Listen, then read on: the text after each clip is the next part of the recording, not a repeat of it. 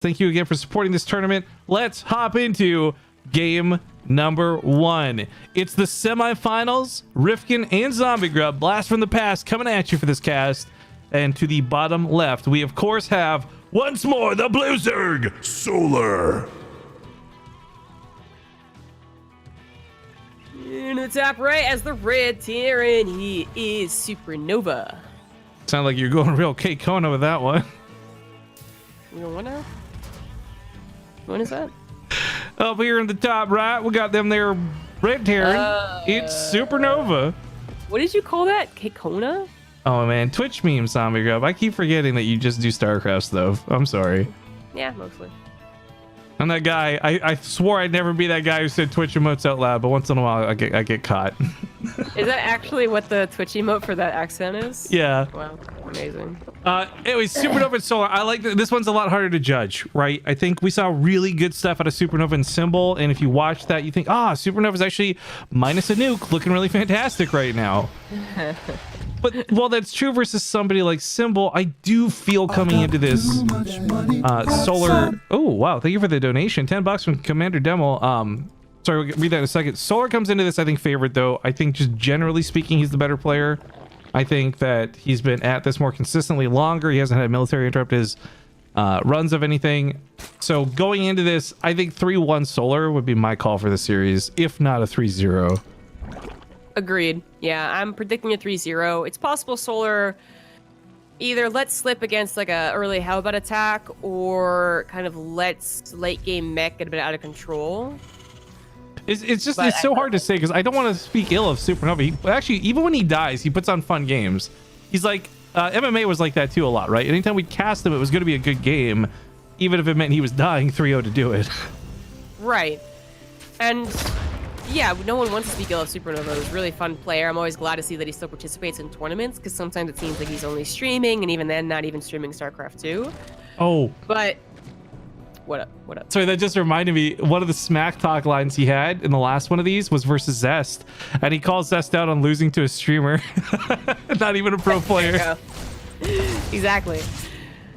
So, you know, and we don't want to talk down on him, but he is the worst player in this regard, and I don't think even he would necessarily be like mad that we said that, because Solar is one of the best players right now in Korea. Yeah, of the 4 players in the semifinals between Supernova, Solar, Zest, and Armani, I hate to say it, but Supernova would be the bottom of that pack for me. But yeah. I do also want to say I can see those weird like fringe multiverse things where like Supernova actually wins the series. It's not insane to say that that would happen. It's just so unlikely in my eyes. Well, the problem for me is that when we have like kind of weird players who will also have deep tournament runs, like Gumiho is a good example, it's because they have the ability to like, whenever they're playing just usual, their macro is not like the best. I'm not like overwhelmed with their macro or their micro, but their styles are really cool and they're generally very good. So Gumiho would win occasionally and decently enough until he retired. But then when he went like really deep runs, like when he won his GSL or that weird, you know, he was only Terran against like 8 Protoss. GSL versus GSL Super Storm, was that what it was? It's also because his macro and micro looked a lot better too. Like his mechanics were a lot better, which I just don't really see for Supernova a lot. Like where the games he shows are always cool things that net him wins, or really like mech styles that I don't want to say are easier to play, but I kind of want to say they're easier to play. Well, I think of Supernova, you're right. I don't think of some crazy micro move. I think of him doing like back rocks on Deadwing in the first week of the map existing and stuff like that. Yes, but not just like, wow, he like severely overpowered that S-tier Korean, right? This is a weird fight to take. He's really stuck in here with the queens, so committed to losing these maybe. Reaper tries to push the queen off the ramp, and the Ling's body block. And unfortunately, these Hellions do not get their money's worth for this attack. A cool defense though out of Solar, just spreading his queens out just so perfectly. Yeah. He really wanted to get to that main base, and I wonder if he could have gotten at least a few drones on that natural, but doesn't matter now. Banshee does arrive without being prepared for. Yeah, but this isn't like a Symbol game where he's gonna sit here all day. Yeah. The Overlord got in, but I guess didn't really. It was one of those like he thought about defending it, and then the Hellions probably came in right as he was about to prepare for it. But that does lead to a couple of unnecessary drone losses and lost mining time. So we do have mech play, obviously coming out of Supernova, but I want to draw some comparisons here because Supernova has been playing mech for like a majority of his career, whereas Bomber, I don't think is well acquainted with mech. Certainly doesn't have the same years of experience put into it. So I can, again, not to oversell Supernova, I think he's going to show us a better mech game than Bomber shows us a mech game, though. Yes, well, I think it is a more abusive mech style in sometimes, and then he also does just make better compositions. But it still is up against Solar, who, despite taking some, as I said, unnecessary losses against against the Banshee, is still going to ultimately like probably be better off macro wise. Got an early infestation pit here, but also a Hydralisk Den, so I'm not. I think it's still for Swarm Hosts. I got some. This Christmas dreidel emote that I just unlocked is the derpiest thing I've ever seen. Thank you, Abdul, for this for subbing. Oh Jesus! Look at that face. That's like a kill me face. Well, this ends up being a bit of a surprise. Solar being a bit greedy, like nothing else to defend here except those queens that cannot take on the Banshees as long as they're being corralled by the Hellbats. All queens are queens. Yes, queens. Yes. I do like that he tries to spread them, but I mean, the Hellbat damage is pretty good. Even against non-light units, it's just like 18, just straight up. It's a huge hit of damage. This is actually a very poor game for Solar. Here's the thing though, right? This is not getting to the drones. This isn't destroying the economy. Supernova did a good trade this time around, but it didn't destroy Solar. But what it did do is take away from a lot of his army, so we're not going to have an immediate counterattack. And I think that's like the most classic thing in StarCraft 2, right? You defend the attack, then you immediately counter to punish. Not an option for Solar here. No, and he's playing bad for Solar. Like, ultimately, I think he's going to be okay here, but I think the Hellions are kind of a last-second defense. The Banshee obviously tripped him up a bit, and he got a bit more tripped up and a bit surprised by the, albeit not common Hellbat attack at that time. It can be a thing if you see an opportunity, but usually they don't bother trying that anymore. Yeah. So there's a reason it surprised him, but Well, I think at the top of this game, Solar would have had a couple more units. Banshees haven't had a role in a while. You've got these fringe games where something like Innovation will go like Hyperflight Rotors and try to make Banshees a thing. But even that is like less convincing than just like the ground army. So it's I do always like seeing some Banshee play when done correctly, and I like that he pulled these back because I think going forward, you know, playing this turtley mech style, because we know him from watching the first series, he likes to turtle up a little bit. The Banshees are going to be the freedom to move around the map, and if not harass drones, at least clean up the creep. So that infestation pit was for a quick hive. I was like, seeing the hive just stand right after the infestation pit, I was like, hold on. But he's going up to those lurkers, which the lurkers are now finishing quite quickly. He'll start his upgrades almost as soon as possible. So this is where lurkers get really interesting. And I think this ties in well to the fact that Solar was at Home Story Cup and he got to see a lot of those good lurker games used like firsthand. But for those who don't know, quick little TLDR, they took one range away from the base of the lurker attack, but then gave it back through a +2 upgrade on Hive Tech. So you can have 10 ranged lurkers, which pair that up with a blinding cloud, and they are seriously scary to deal with. Yeah. That can almost instantly reposition as well when you get the upgrade. Oh yeah, adaptive talons or whatever. Yeah. Yeah. It does seem to be the range upgrade, then the speed upgrade. But in this case, it's actually going to be speed. No, he... Oh! Basically it twice. Forces the cancel. Okay, that was... gets the drone now too. That's a lot of wasted money for Solar. Yeah. Supernova is doing a great job with these Banshees. Like, Solar, I think, should have been at 85 drones 40 seconds ago, a minute ago, whatever, and should have been probably the same supply as Supernova. But unbeknownst to Supernova, he probably has an attack here. 180 supply, max out while you push, 2 upgrades finish. Like, this is the exact push you would want against a Zerg player who is not maxed out and is still teching. I agree thoroughly, but this I think goes back to the playstyle being like slow and turtley, and for Supernova it's not about hitting a attack timing necessarily, where it would be for a lot of other Terrans that we see in the same position. I think it's a missed opportunity.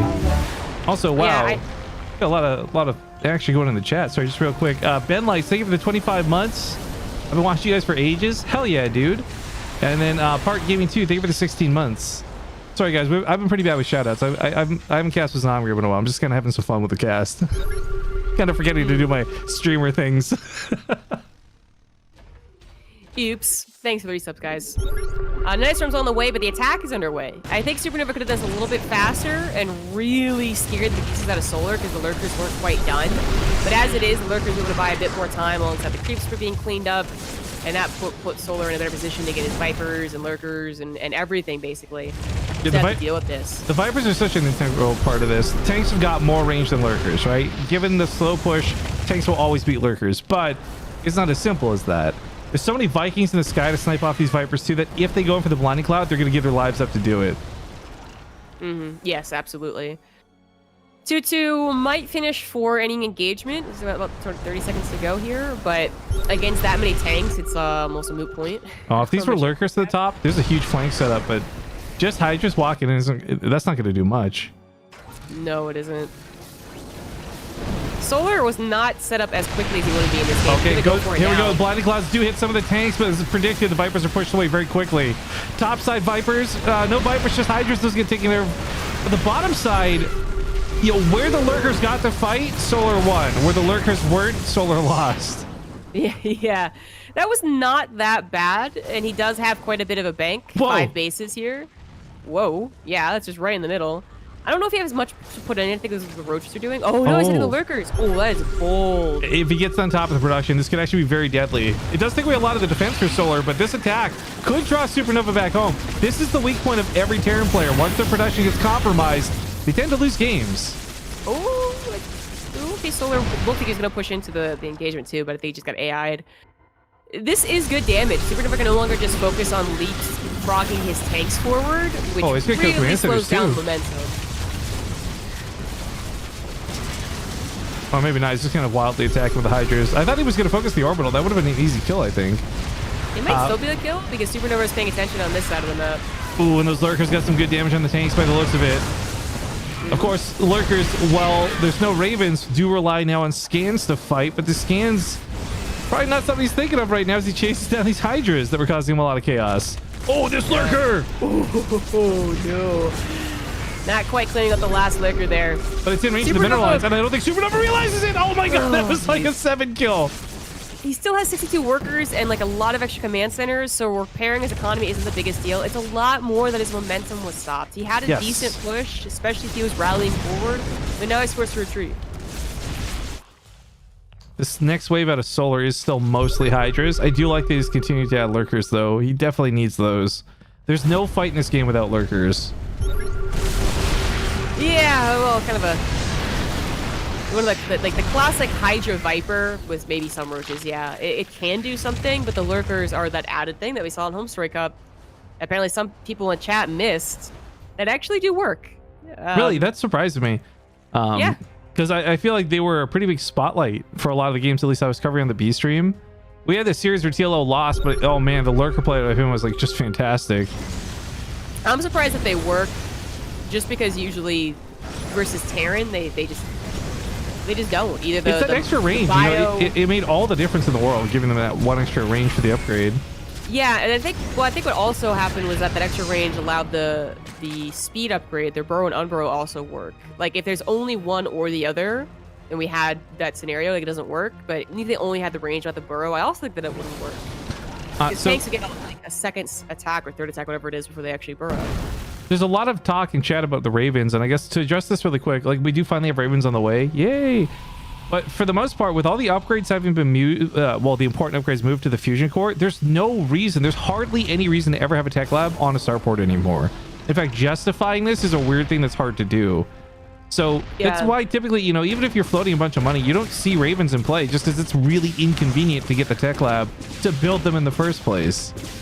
It's inconvenient, and they're very likely to die. They're far more expensive, and they don't have, you know, innate cloaking like an observer. They don't have surveillance mode like an overseer. And even though they're faster and easier to control, that also sometimes just means that they die faster. So they get oh no!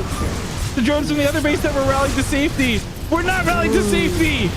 That was a nice little pickup there, but an attack on that 5th base of Supernova. How's that going? Blinding clouds come down, so that's not going well at all for Supernova. His planetary, I think, might die. He actually pulled all the mules to repair it, so the planetary is probably going to stand at the end of the day. Well, unless the Hydras really commit to it. Yeah, he's going to commit to it. Tanks that have repositioned, but if they reposition, they could be jumped upon, which is an equally bad fate. This is like the sickest bait of a base, by the way. That thing soaked up so much damage. Ooh. Ooh. Ooh. There's a tank up here, so it's not going to be a freebie Nidus Worm. In fact, Thor's already on top of this. Shut it down. Shut it down. Kill the overseer while you're at it. 6 more lurkers on the way. Supernova's not really had an amazing fight in a while. Just kind of the first fight was kind of even. Otherwise, he's either been losing out or having to deal with too many Nidus Worms. I just had an awkward flashback. I've been doing achievement hunting for Wings of Liberty, right? And there's the mission with the Odin, which is like the biggest, baddest version of a Thor that could possibly ever exist, right? And I'm doing the mission, and then it's like, oh, cool, 3 Banshees killed me, because even that thing's anti-air is still trash. Hehe. Let's watch these poor Thors shoot an Overseer and do nothing to it. Well, that is a ton of lurkers. You know, I understand why he abandoned the Vipers earlier. I'm glad he's finally gotten back to them, and now there's like 5 of them too with a lot of energy, because blinding clouds make this like it's a night and day outcome difference. Ooh, Puncher might die this time. Anti-armor missile does help, but lost the Raven. He doesn't have building armor. Funny enough, this is a you know, when you're not playing bio, you actually have the freedom to go building armor. Yeah. And with the money he's sporting right now, he definitely could have. And that, by the way, with how difficult that base was to kill, I really believe that with building armor, that base doesn't die. Yeah. Someone mentioned up in chat, I was about to bring this up too, that lurkers also were somewhat countered by liberators. Because, I mean, abducts can get liberators, and it's just a dynamic. An interesting one, but still. Well, now they have 1 less range. Yeah, liberators have 1 less range, and lurkers have 1 more range. So, that dynamic is actually probably why we're not even seeing Supernova go for it. It's just not his playstyle, but I also just don't think it's better. I still think that a couple Liberators complicate things. You're going to force abducts that you probably won't be able to kill the Liberators. They pull back immediately. Yeah, and it would create zones where the lurkers can't just like walk up to better than the tanks could. Yeah, and the benefit is, you know, it's supposed to be that you can get twice as many Liberators, or twice as fast, rather. So, yeah, maybe we could see it later on, but I think Solar's got the competition on lockdown. We've blinding clouds left and right. That's actually a lot more tanks to the right side than maybe Solar. He actually doesn't have the money to throw this away. Most other fights, he's been able to throw away Hydra after Hydra army. I mean, God, okay, guessing game really quick, guys, before I show you how many Twitch chat, how many Hydras have died this game before I bring up the units killed tab. My guess, yeah, my guess like 100 at least, right? 102. Oh, it was so close. Oh. But still, that's so many Hydras he's been able to afford throwing away. Look at the resources lost. Now he suddenly doesn't have this bank. He doesn't have this money. He's running out of minerals in the main and the natural and the third. These trades aren't working as well for him anymore. So Supernova's starting to make this look more and more doable. No blinding clouds. It's a massacre. You don't push into siege tanks like this. He might. Nope. Not even going to trade evenly enough to make that worth it. GG, Supernova. Ooh. We're in the alternate timeline. Ooh.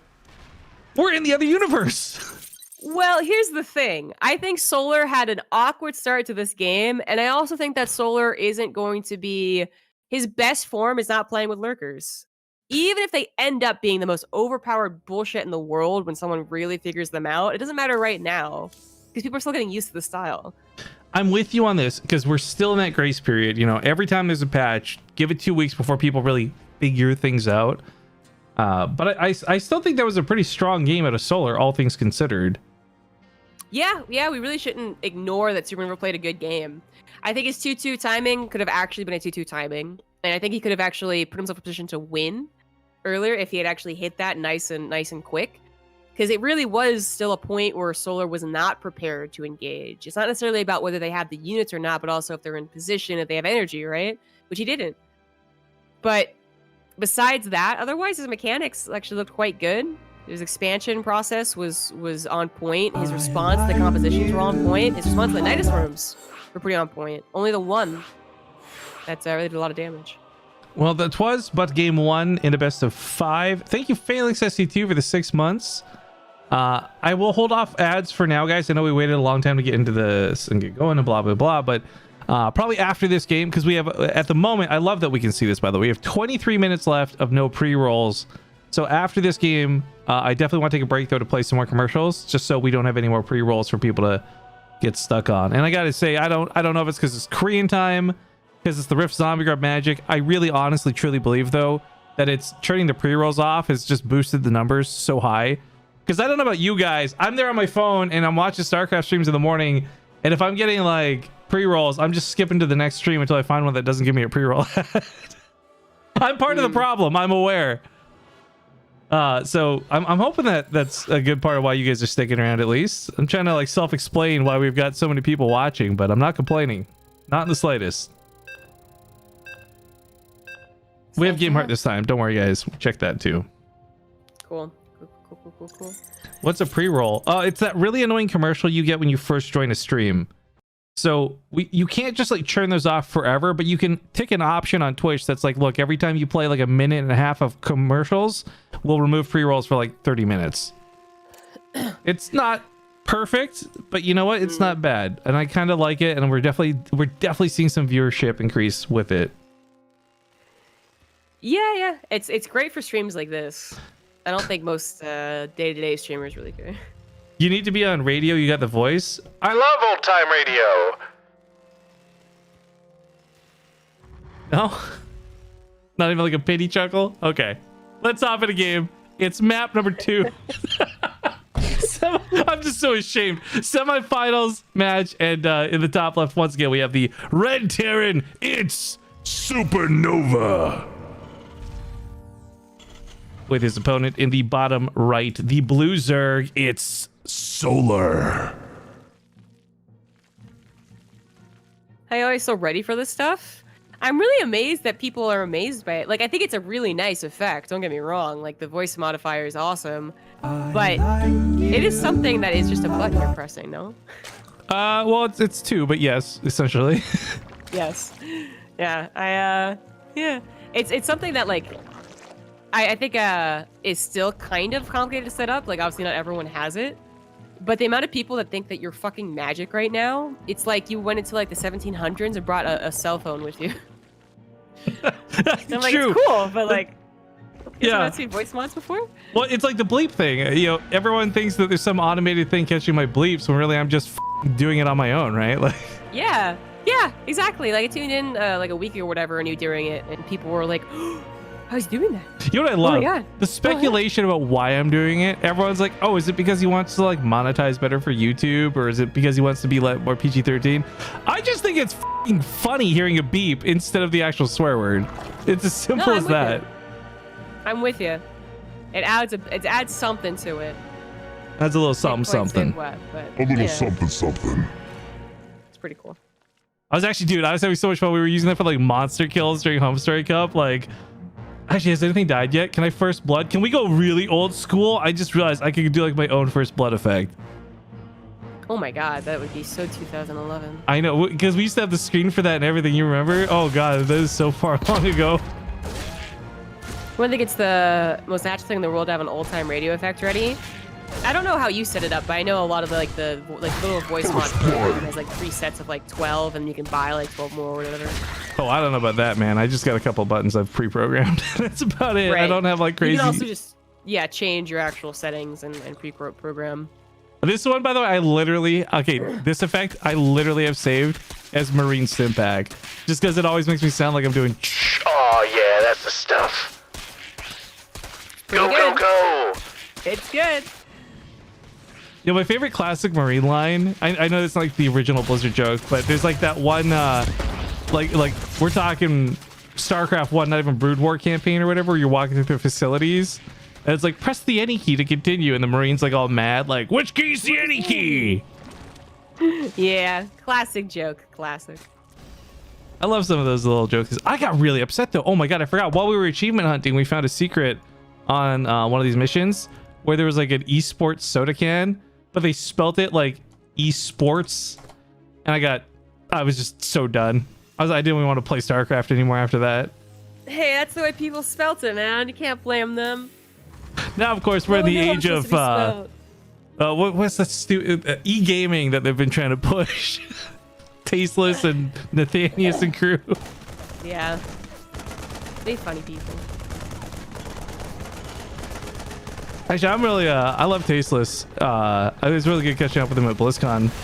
The downside to StarCraft being 1 day is it did push everything together, but the really nice upside was I actually got to hang out with like some people at the event, right? Normally everyone's like busy working, so nobody's free to do anything. Yeah, but the other downside is that a lot of people just left early because they had already been away from their streams for like a week and a half. I know, I was really bummed when Maynard couldn't make like the community meetup and stuff. Yeah. It's because he has no passion, by the way, guys. It's he hates everybody. He couldn't wait to leave. It definitely... It probably won't be an issue next year. Because there'll be no StarCraft at BlizzCon next year. What does she know? Quick, tie her down. Tell us behind the scenes. You worked for WCS. You must know everything. So, do I though? Oh god, it feels bad, man. I'm sorry. We do have a battle cruiser coming into Supernova. We have a lot less smack talk, I want to point out, going on, and I think that's because the prize money for these guys has started to jump quite a bit. They're no longer playing for like $10, maybe bottoming out in the bottom 8, but instead there's like up to I think like $100 or $200 for first place. I have that written down somewhere, probably in a Team Liquid thread. Yes, you do. Yeah, first place is $200, second place is $100. So we're kind of getting to this point where there's a lot of money on the line, and well, sure, it might be nice to pick up like 10 or 15 bucks for memes. You kind of shooting for the stars at this point. Yeah, notice me a lot less smack talk and cheesy games. Supernova wanting to prove that he can take on a guy like Solar. Well, oh, and of course he teleported in, so he doesn't have an out, but the battle cruiser is going to meet up with the Hellions. Oh, soon to be Hellbats. This is actually a really powerful push. We saw what the Hellbats could do last game. Oh god. He's okay. Solar drones away. Away. Yeah, I was just saying, it's getting a little spicy here on the left side. Battle cruiser swing down. Oh god. This feels like, you know what, Yamato's coming up. He could totally nuke one of these queens before leaving. Ooh, it feels dangerous. Oh, I didn't realize it though. Well, because he was going to have high ground. That's what I was thinking. That's true. Oh, big money scan too. Scan. Sees the spire. Good scan. Knows how he can use his battle cruisers from here on out. Once again, going for that +1 vehicle weapon right after, and then we'll see if I think he is going to skip Cyclones again. He's got an engineering bay on the way, kind of well timed with all his factories ending as well. You saw that, right? What? He just Yamato'd his own factory. Oh, I heard Yamato, and I thought it was like an Overlord. I think he thought he clicked the Overseer. He just Yamato'd his own factory. Look, it's gonna finish with like missing 300 health or whatever. You know, it happens. To all of us. Yeah, 240 damage missing on that factory. No big deal. Ooh. You know what the best part is? I don't think anyone but me caught that. And I don't mean like the audience. I mean like I don't think Supernova realized it. I don't think Solar realized it. I think it just happened in the background. Maybe.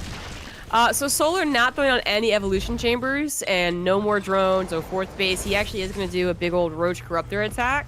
I wonder if he truly has enough to actually break Supernova, though. I'm actually wondering. He was kind of disrupted with that Hellbat thing. He didn't do a lot of damage, but a little. Well, so what's interesting is classically a lot of Terrans, and I know because I watch a lot of guys who do battlecruiser builds to perfect my own. They don't have these missile turrets. Usually the battlecruisers are pretty vulnerable, and the Corruptors just dive past everything and focus them down, right?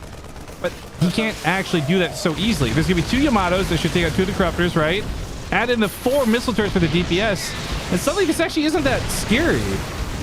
I think it is, though. Solar actually, I think, wins here. There's not... The missile turrets weren't there to protect the battlecruiser from the get-go, so it's already half damage. Oh, yeah, now the turrets are starting to go down to the Roaches and Ravagers. You do see these Corruptors really want to get in there, and the Yamatos still haven't been used yet, which... Oh, God, if he loses this before Yamatoing... use it before you lose it, right? Yeah. It's already a decent amount of damage because, I mean, Supernova was late. It's too much. That's what's going to happen when you build 2 battlecruisers. But yeah, if he had 4 tanks on the high ground protected by missile turrets as well, I think that's very different. But GG. Well, Solar ties up the odds, and it doesn't take too long to do it. So 1-1 now in this best of 5. Are you ready for the classic caster thing to say? Turn into a best of 3. It's basically a best of 3, yeah.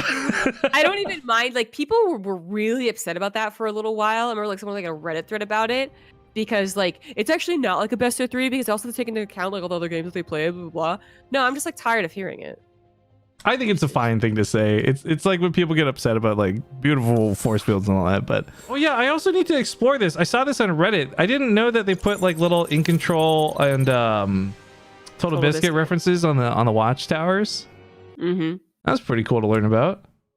But also a little sad because it was like so subtle. Like it's nice that it's subtle, but it was like too subtle, so nobody noticed apparently. Yeah, like apparently the guy, people who did it were like they thought that someone would notice because what don't people notice, right? Like they evaluate things really harshly. It's on one but not the other. I can see the Axiom one on this one. But I think it's because it's on the other side of the other one. But this is on both sides. Nope, you're right. But what is random? It is just a random occurrence. Oh, like it's not guaranteed to happen. Oh, so it'll be like the Goliath skins and stuff. I guess. Wait, there's a Goliath skin? Oh yeah, anytime you make a Goliath in Starcraft 2, there's a random chance that has like jaws painted on the side or like flames and stuff. I didn't know that. I mean, I know about the ghost. Yeah, well, kind of similar strain, but a lot less rare and a lot more common. Yeah. Anyways, let's. Oh yeah. Yeah. Go on. I was gonna say I'll just get the intros, save your throat a little bit of a strain, I guess. I mean, I haven't doing many of the intros, so. Okay, well, spawning here in the bottom left, in that wonderfully awkward silence, it is Solar. And his boat, of course, to the top right, the red Terran Supernova. As a competitive player, I hate random things in my game. It's gonna affect someone's game. Yeah, dude, because why can't it be more planned out like those popular Fortnite PUBG games? I mean, does speaking of hating random things in my game, does anyone else hate random players? Yeah. Give me my karma, please. Karma. Especially when 66% of the time they get a free win. What's that running? Okay, I'm fine. I'm glad I'm not the only one who saw that today. That was so weird. Oh, I just every I want to say 6 months, there's this huge outbreak of all the people who've ever lost to a random, and they all are like, yeah, actually it is bullshit. Thanks for reminding me, and then they just forget for 6 months. You know, you know as well as everyone else that I hate TvT, right? And Yes. when we did that Twitch Rivals run where you had to play 10 games on the ladder, every time we got random, I'm like, I'm so this is gonna be Terran. I was so stressed out just because it was random. Like before the game's even loaded in, I'm already stressed out about the game. Jesus. Random is mean. I play random, but I play against randoms as well as all the races. Are you the type of random player to tell your race or to lie about your race? No, I never lied about my race. I tell it unless the person asks for it. That's fair. That's fair. If someone were to ask, I think I maybe give them an answer too. Although most of the time, no. I don't give them an answer if they ask. Oh, you don't? I sometimes do, but I it's like 50-50 whether I'm lying or not. Wow. I played random. I remember this one time I was playing random, and the guy kept asking my race, and I was like, Canadian, I guess, and he was getting really mad to the point where for 30 seconds of the game, and he's pausing, threatening to report me because I'm being super racist. When I'm like, you're the one who's talking about race on this whole game. And then he just straight up rage quit. And it was the best random victory I ever had in my life. It was on Zen, which really sucked, but I got a PvP and it was random. And this guy just immediately went off on me. I just went good luck, have fun. I try and speak first anyways and really quickly so Pros players can put their pylon in the right position because I do feel for Protoss players versus random. So I'm good luck, have fun on Protoss. And then he just immediately went off on me. He was fucking random bitches, you just can't choose a fucking race. He was cursing up a storm. Oh man, he was calling my mother a slut, and so I was just oh Jesus, and I just muted him because I was that's really volatile. That's a guy who's been hurt by a lot of random people, right? Yeah, the worst experience I had with random though was the guy called me out so perfectly, and I to this day don't know, I think about this moment all the time, and I don't know if he knew or if he was just messing with me. But I typed good luck, have fun after moving my overlord. And he's like, you're Zerg. I'm like, how did you know? He's like, because you waited 10 seconds to type good luck, have fun because you were moving your overlord. And I'm like, oh my God, he's right. I love when you tell that story because I think it's just so stupid. It's not, but I think about it all the time, man. Oh, jeez. I will say Solar's preparing against the Banshees that gave him so much trouble in that first game with that Spore Crawler on the front. This was also preparing to move it. This was the worst run by the way. So much damage to queens that just sat there doing nothing, and the Lings didn't engage, which was smart. So without much happening, that was a good defense out of Solar, but more that was just a really weak run by out of Supernova. Yeah. It wasn't so good. He thought there was opportunity, there wasn't, and then he was like, oh god, I gotta get out of here. It is what it is. The sport crawler was out down in the third base, so Banshee thought it had opportunity. No, it was down in third base. Oh, I think that was where he moved. So I think there's a little bit of a random cheat you can do, by the way, to tell if they're Protoss. Okay. If they type good luck, have fun, they're probably cheesing you. Oh wait, never mind. That's just Protoss. I mean,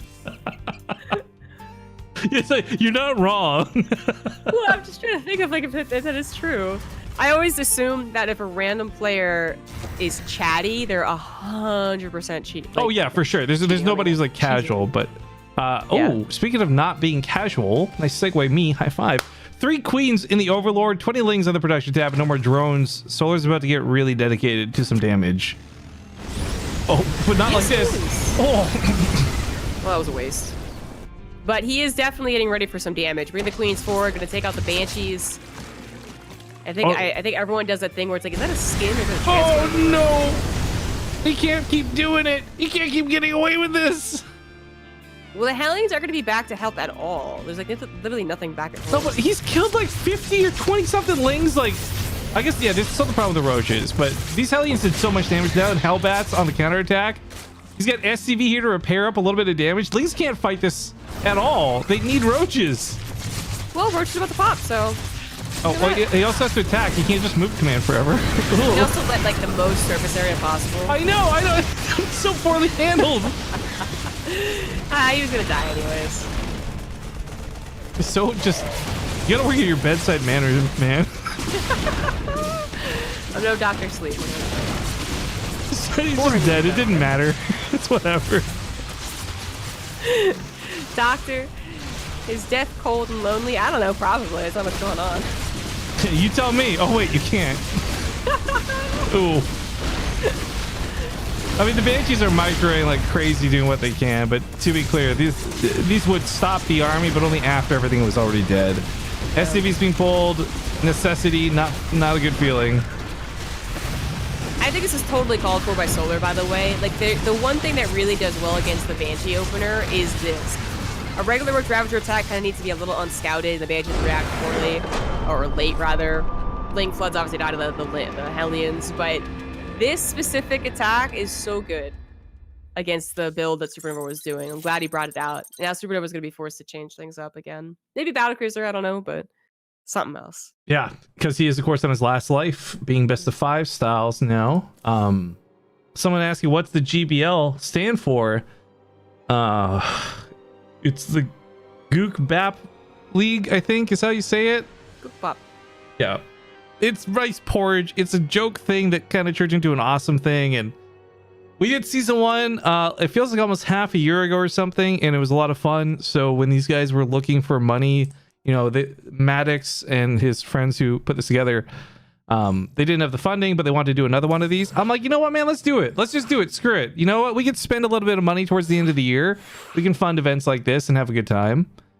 And that's exactly what we're doing. So this is season 2. It's not really a season per se, because it's not like a long drawn out event, but it is the second iteration of the GBL. And I don't know, these guys are pretty cool guys to work with. Also, side note, thank you, Panda KO donated $10 on the Matcherino page to say, let's go Supernova. He definitely needs your backup. Can you please make your bed? Can you please tidy your room? Why is the pot calling the kettle black right now? You don't know if my bed's made or not. You'll never know. Zomgrab, I'm willing to wager your bed is not made right now. It could be. Zombie, if your bed is made right now, like if you were to turn your camera on to your bed right this second, I will gift you 100 subs. Well, I can't turn my camera onto my bed. It's too far away. Yeah, sounds like, yeah. No, look, okay, I'm aware it's an absolute banger of a mess behind me, guys. I wasn't planning to do a lot of streaming with my camera. I don't know. I just haven't for like 3 weeks, so I didn't even think about cleaning up. So yeah, it looks like garbage because I was moving some stuff around. I'm not gonna pretend like it isn't horrible to look at behind me, but it's whatever. Ignore it. We should be in game more than on my camera, so it shouldn't be a factor. And in fact, we are in game and not on my camera. To the top left once more, possibly for the last game in this series, it's the Blue Zerg.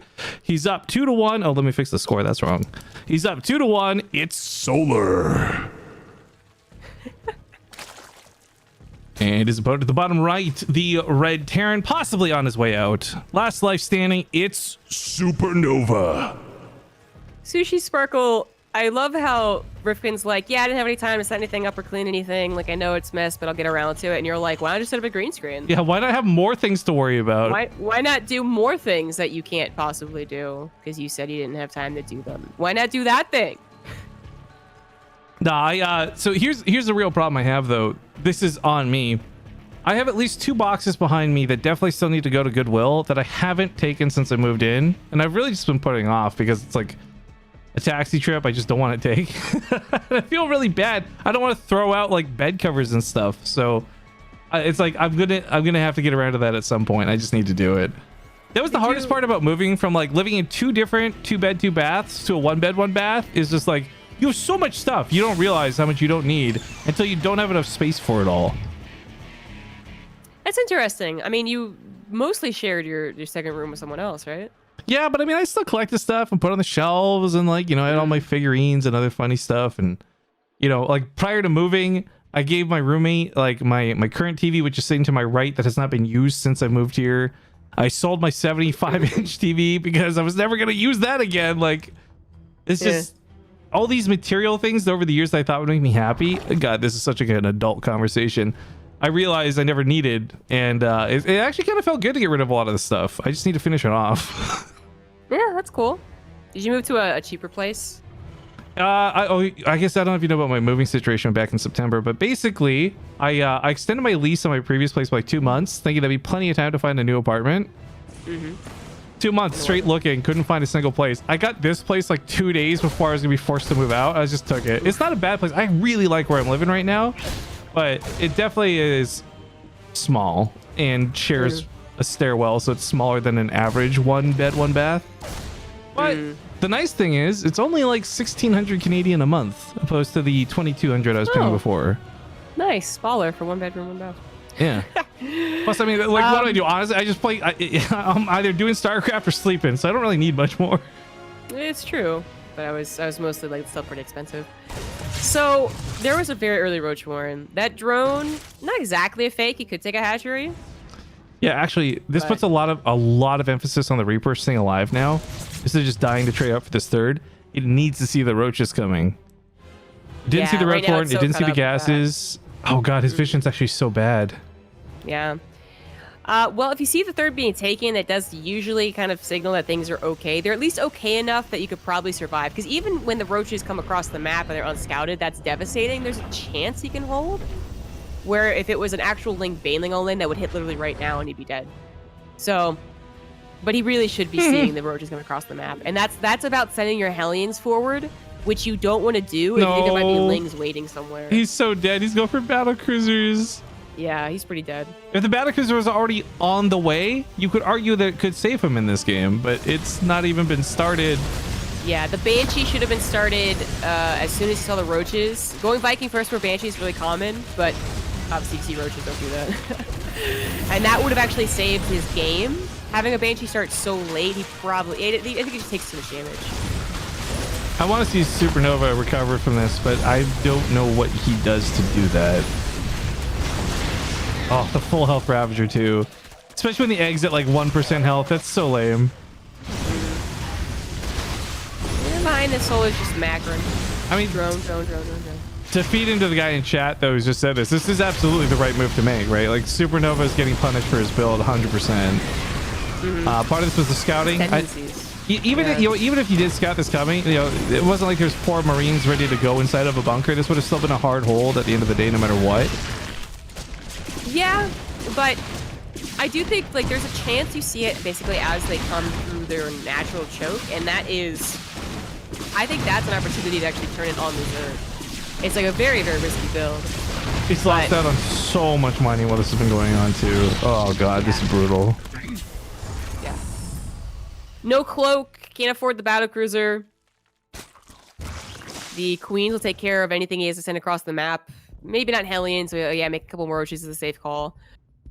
But I mean, otherwise, it's literally his last game if he loses. So what else can he do, right? He's got to fight it out, but kind of a done deal. Kind of done. Yeah, this is I think it's more to do with the tendencies. They get the Viking before the Banshee. Also, to not send his Hellions out. Right, some Terran players get 2 Hellions and immediately send them forward, either scouting for this particular attack or because they think they might actually get some early game damage. But You know, turtling up like that, yeah, that's what happens. it's a brief moment there where I thought Cloak was already done. I was gonna say he could actually kill these queens, but no, Cloak's only halfway done. This is this is bad. Yeah, so he has a fusion core, but he's just gonna give up on the battle cruiser. Well, I'm glad that Supernova didn't go down 3-0 in the series, that he did end up getting at least a game off of Solar. And Solar only won because he cheesed, am I right, guys? I know. Well, he cheesed by playing Zerg. The worst cheese you could pick, of course. But on the other side of the bracket, so the match that's coming up after this, we do have Solar, or excuse me, not Solar. We have Zest versus Armani queued up for our next game. So it won't necessarily be the end of Supernova. We have a 3rd place match to play out. And more to the point, you guys can still vote for like best meme game, which will add some more prize money to the player who you guys vote for, which will, I can be honest, again, if you don't vote for Supernova and the like self-nuke, then you are wrong. Yeah, you're wrong. There's been no other game coming close to that. That was so wild. I will say this though, Supernova has gotten an admirable army count, but I think that this is going to fall prey to the nothing here shoots up. Yeah, about that.